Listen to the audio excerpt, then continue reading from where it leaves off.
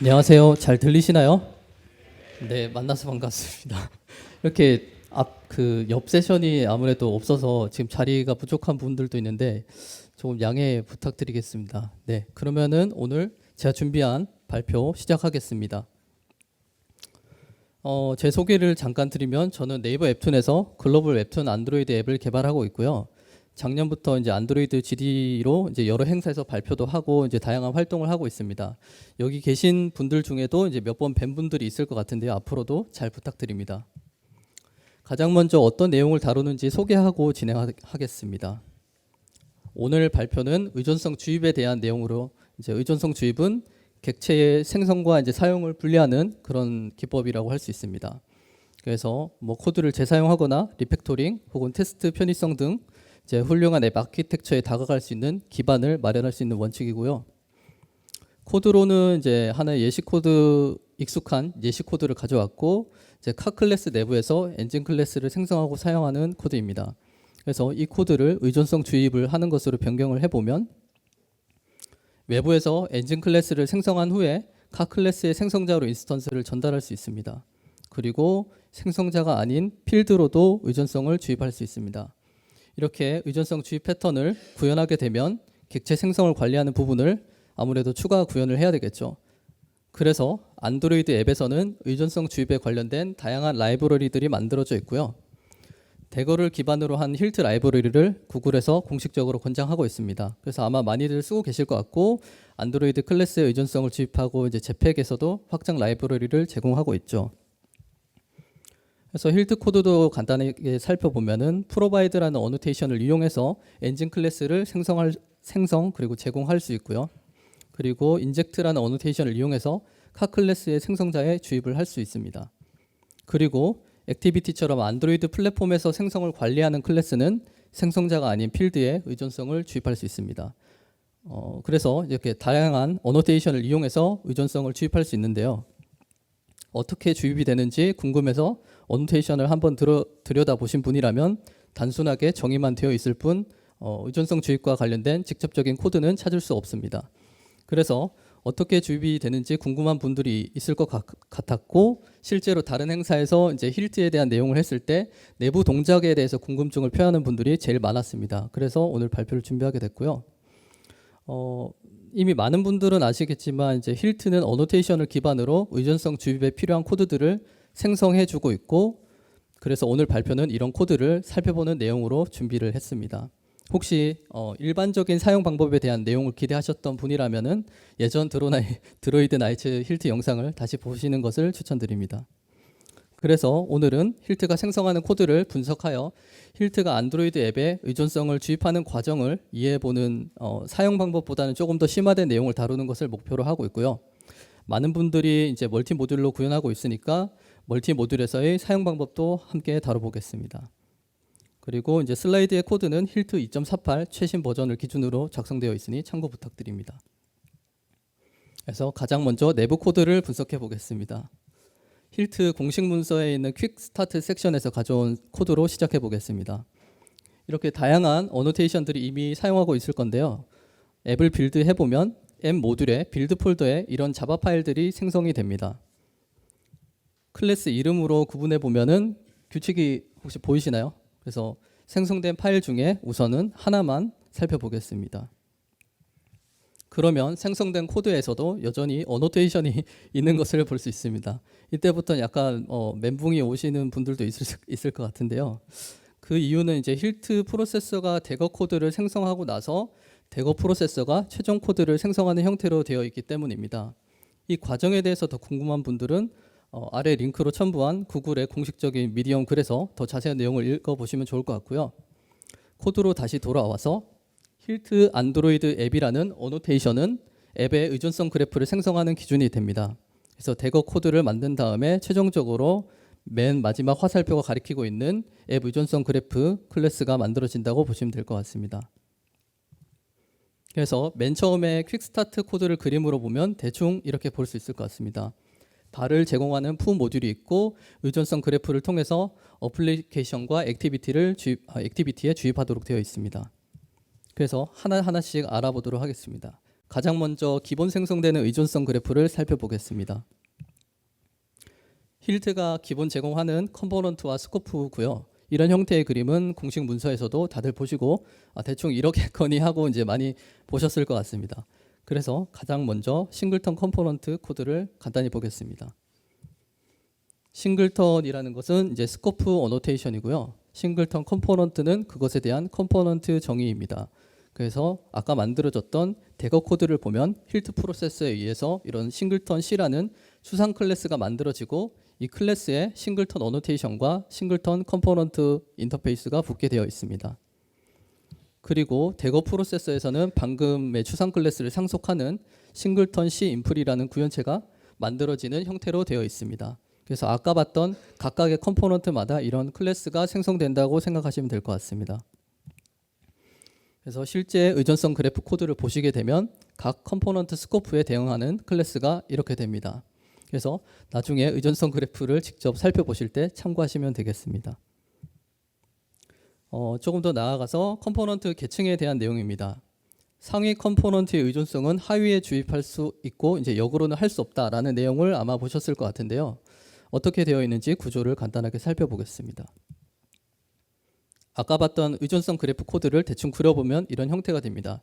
왼쪽처럼 이제 각 컴포넌트의 추상 클래스들이 만들어지고 최종적으로 생성된 의존성 그래프에서는 이걸 상속하는 구현체들이 오른쪽처럼 만들어지게 됩니다.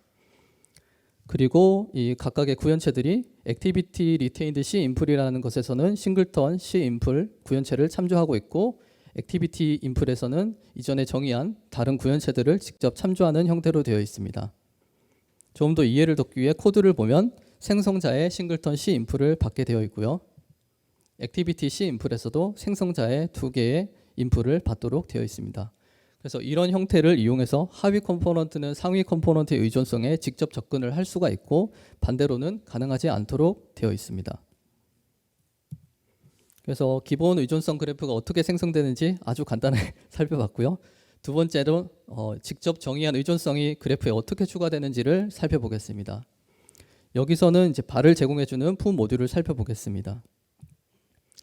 힐트 모듈에 선언된 컴포넌트에 모듈이 추가되는 형태입니다. 그래서 푸 모듈은 싱글턴 컴포넌트로 정의했던 모듈이라서 싱글턴 C라는 추상 클래스에 추가가 됩니다. 그 다음에 provide라는 어노테이션마다 의존성을 생성하는 팩토리 클래스가 생성이 됩니다. 여기서는 푸 모듈 언더바 provide 바 팩토리라는 클래스가 만들어지고 이걸 이용해서 나중에 주입하게 될 겁니다. 방금 만들었던 코드들을 가지고 안드로이드 클래스에 주입하는 과정을 살펴보겠습니다. 맨 처음에 봤던 것처럼 힐트 언더바와 인젝터들이 만들어집니다. 그래서 이 코드들을 살펴볼 건데요. 여기서 generated injector라는 파일은 컴포넌트 추상 클래스에 선언되어 최종 구현체에 특정 안드로이드 클래스로의 의존성을 주입하는 함수가 생성이 됩니다. 조금 복잡할 수 있는데요. 네. 그리고 멤버스 인젝터라는 것은 인젝트라는 어노테이션으로 필드 주입하려는 것마다 함수가 만들어지고 있고요. 이때 아까 생성했던 푸 모듈 언더바 프로바이드 바 팩토리를 이용해서 바를 생성하도록 되어 있습니다. 그리고 어플리케이션 쪽에도 코드가 변경이 되는데요.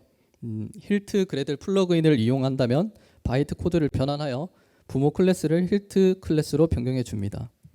그래서 힐트 클래스에서는 제네레이티드 인젝터, 아까 이제 제네레이티드 인젝터를 구현했던 싱글턴 C에 접근을 해서 인젝트 이그젬플 어플리케이션을 호출하고 있고 이렇게 의존성이 어플리케이션에 주입되도록 되어 있습니다. 그래서 그림으로 보면 대략 이런 형태라고 보시면 될 것 같고요. 그래서 푸 모듈 언더바 프로바이드 바 팩토리를 호출해서 바를 생성하고 멤버 인젝터를 통해서 필드로 의존성을 주입하고 최종적으로 힐트 클래스는 제네레이티드 인젝터를 통해서 온 크레이트 시점에 의존성 주입을 요청하게 되어 있습니다.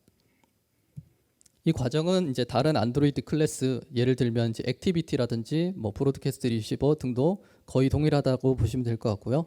그래서 관련된 코드를 찾아서 참조하실 때는 이 형태를 참고하시면 될 것 같습니다. 그래서 기본적으로 의존성 그래프를 만들고 해당 안드로이드 클래스에까지 주입이 되는 과정들을 살펴봤고요. 이번에는 각각의 과정들을 조금 더 다양하게 살펴보겠습니다. 먼저 의존성을 제공하는 부분입니다. 아까 봤었던 프로바이드 어노테이션을 이용하는 방법이고요. 팩토리 클래스를 통해 의존성을 생성을 했었죠. 그래서 코드로는 이렇게 프로바이드 바로 이제 만들어지는 바 클래스가 어플리케이션까지 전달되도록 되어 있습니다. 그리고 프로바이드라는 어노테이션 대신에 인젝트 어노테이션을 이용하게 되면은 팩토리 클래스 같은 별도의 코드 없이도 의존성을 바로 제공할 수 있습니다. 훨씬 간단하죠. 그래서 당연히 인젝트라는 어노테이션을 사용하는 편이 더 좋겠죠.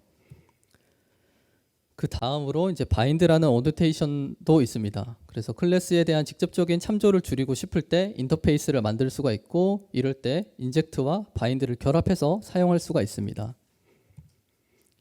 이 경우에도 별도의 코드 생성 없이 구현체를 바로 주입하도록 되어 있습니다. 그래서 이렇게 설계적인 면에서 이제 인터페이스를 사용하게 될 때도 인젝트와 바인드를 적절히 사용하는 것이 프로바이드를 이용하는 것보다 훨씬 좋다고 할 수 있겠습니다.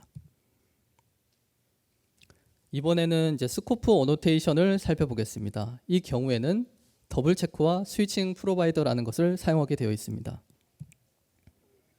그래서 스코프를 선언하게 되면 해당 컴포넌트의 프로바이더를 생성합니다. 여기서는 싱글턴 어노테이션을 사용하고 있기 때문에 싱글턴 컴포넌트의 생성이 되게 되어 있고요. 이때 이제 프로바이더는 스위칭 프로바이더에서 의존성을 생성하고 더블 체크를 통하도록 되어 있습니다. 그래서 아래 보이는 스위칭 프로바이더에서 바라는 것이 생성이 되면은 더블 체크의 싱크로나이즈를 통해서 이제 객체가 하나만 생성이 되도록 제한이 됩니다. 그리고 만들어진 객체는 최종적으로 전달되겠죠. 스코프에 대해서 조금 더 알아보겠습니다. 스코프를 선언하는 위치에 이제 더블 체크가 붙는다는 것을 아래 코드를 보시면 알 수 있을 텐데요. 예를 들어 푸 모듈에다가 싱글턴을 붙이게 되면은 프로바이더 바 인풀이 아닌 프로바이더 바에 더블 체크가 붙도록 되어 있습니다. 그래서 이 말은 만약에 우리가 하나의 구현체를 여러 가지 인터페이스로 제공한다면 여러 개의 구현체가 생성될 수 있다는 것이고요. 그래서 만약에 바 인풀을 하나만 생성해야 한다면 바인드 부분의 스코프를 정의하는 것이 아니라 이렇게 인젝트를 하는 바 인풀의 생성자 쪽에 싱글턴, 그러니까 스코프 어노테이션을 선언해줘야 여러 개의 인스턴스가 생성되지 않고 하나만 생성을 하도록 제한할 수 있습니다. 그래서 이렇게 스코프를 선언하는 위치를 주의해 주시면 좋을 것 같습니다. 지금까지 의존성을 제공하는 부분들을 살펴봤고, 이번에는 기본 의존성 그래프 자체는 직접 제어할 수 있는 부분이 굉장히 제한적이기 때문에 의존성을 주입받는 부분을 조금 다양하게 살펴보겠습니다. 아까 봤던 필드에 인젝트를 붙인 경우에는 바를 생성해서 주입하는 코드가 생성됐었죠. 그런데 만약에 상속하는 이제 부모 클래스에서도 인젝트를 한다면 필드마다 서로 다른 객체를 생성할 수 있어서 주의해야 합니다. 더군다나 이제 부모 클래스가 자바라면 패키지 프라이빗으로 필드의 가시성을 제한할 수가 있어서 동일한 이름으로도 선언을 할 수가 있고요. 그러면 불필요하게 여러 번 생성이 될 수 있으니 주의하는 것이 좋을 것 같습니다. 그리고 다음으로 인젝트를 할 때 프로바이더라는 것을 이용할 수도 있습니다. 프로바이더는 get을 호출하는 시점에 생성하는 지연 초기화 방법이라고 할 수 있을 것 같은데요. 하지만 이제 get을 호출할 때마다 새로 생성을 하기 때문에 자주 호출되는 경우라면 그냥 인젝트를 하는 편이 좋겠죠. 혹은 뭐 이런 경우에 레이지를 이용해서 최초에 한 번만 생성되도록 만들 수도 있습니다. 그래서 코드를 보면 스위칭 프로바이더와 더블 체크가 붙는 것을 볼 수 있고요. 즉 이제 스코프 어노테이션을 사용한 것과 매우 유사한 형태가 됩니다. 내부적으로 더블 체크의 코드를 살펴보면 프로바이더와 레이지는 사실 동일한 클래스를 만들도록 되어 있어서 거의 같다고 보시면 될 것 같습니다. 하지만 이제 레이지를 사용할 때도 주의할 점이 있습니다. 이제 단일 초기화는 더블 체크에서 구현을 하고 스위칭 프로바이더는 단순히 매번 생성하도록 되어 있습니다. 그래서 인젝트를 하는 것마다 결국에는 서로 다른 객체를 생성하게 돼서 여러 번의 인스턴스가 생성이 될 수 있습니다. 예를 들어서 이제 바 클래스가 상태를 갖고 있어서 하나의 화면에 하나의 인스턴스만 유지해야 한다면 이렇게 레이지를 사용했을 경우에는 문제가 될 수 있습니다. 그래서 이런 경우에는 레이지보다 스코프 어노테이션과 프로바이더를 함께 사용하는 것이 좋습니다. 그리고 상태가 없다면 프로바이더를 이용하거나 그냥 매번 인젝트를 그냥 하는 것이 좋다고 생각합니다. 그리고 이제 리마인드 차원에서 이제 스코프 어노테이션만 지정한 경우에는 주입하기 전에 get을 호출해서 생성하는 형태이기 때문에 미리 생성한다, 이런 점만 차이가 있다라고 보시면 될 것 같습니다. 마지막으로 엔트리 포인트입니다. 제 컨텐트 프로바이더처럼 힐트가 지원하지 않는 클래스에 의존성을 제공하는 방법입니다. 그리고 엔트리 포인트가 인터페이스를 하나 정의하고 액세서 같은 코드를 이용해서 의존성을 가져올 수 있습니다. 코드를 보면 엔트리 포인트 인터페이스가 의존성 그래프의 컴포넌트에 추가됩니다. 그리고 앱을 순차적으로 탐색을 해서 엔트리 포인트가 구현된 컴포넌트를 찾도록 되어 있습니다. 여기서 이제 컴포넌트를 가져올 때의 코드를 보면 Generated Component Manager를 찾게 되어 있는데요. 이것은 힐트 언더바 example application이라고 하는 아까 생성됐던 부모 클래스와 같은 코드라고 생각을 하시면 되겠습니다. 최종적으로는 어플리케이션 컴포넌트 매니저를 통해서 의존성 그래프의 컴포넌트에 접근하도록 되어 있습니다. 그래서 정리하면 이런 흐름으로 의존성을 가져온다고 보면 되겠습니다. 아까 봤던 거랑도 약간 유사한 면이 있죠. 그래서 그렇게 생각을 하시면 될 것 같고, 이 외에도 이제 뷰 모델, 워크 매니저, 내비게이션 등 다양한 재팬 라이브러리에서는 엔트리 포인트를 활용하여 의존성을 주입을 하고 있고요. 그래서 이런 주입되는 과정은 구글 I/O 익스텐디드 서울에서 했었던 발표 자료를 참고해 주시면 좋을 것 같습니다. 이번 발표에서는 시간 관계상 생략하겠습니다. 다음으로 이번에는 멀티 모듈에서의 의존성 주입을 살펴보겠습니다. 그 전에 이제 잠깐 용어를 정리하고 가려고 하는데요. 발표 자료에서 한글로 모듈이라고 적혀 있으면 멀티 모듈이라고 할 때에 그래들 모듈이라고 생각해 주시면 좋을 것 같고, 골뱅이가 붙은 영어 모듈은 대거의 모듈이라고 생각하시면 되겠습니다. 요즘 앱들은 이제 기능이 점점 많아지면서 점점 더 모듈을 세분화하고 있고, 모듈을 추가할 때마다 라이브러리를 반복해서 설치하게 됩니다. 그래서 가장 먼저 말씀드릴 부분은 그래들 빌드 셋업 부분이고요. 컨벤션 플러그인을 이용하여 이런 라이브러리 설치를 개선할 수 있고, 힐트도 마찬가지로 컨벤션 플러그인을 사용하는 것이 효율적입니다. 이것에 관해서는 설명하는 세션이 오늘 드로이드 나이츠 행사의 오후에 있으니 관련 세션을 참고해 보시면 좋을 것 같고, 여기서는 생략을 하도록 하겠습니다. 두 번째 내용입니다. 이제 각각의 모듈마다 이렇게 대거 모듈을 정의할 수 있겠죠.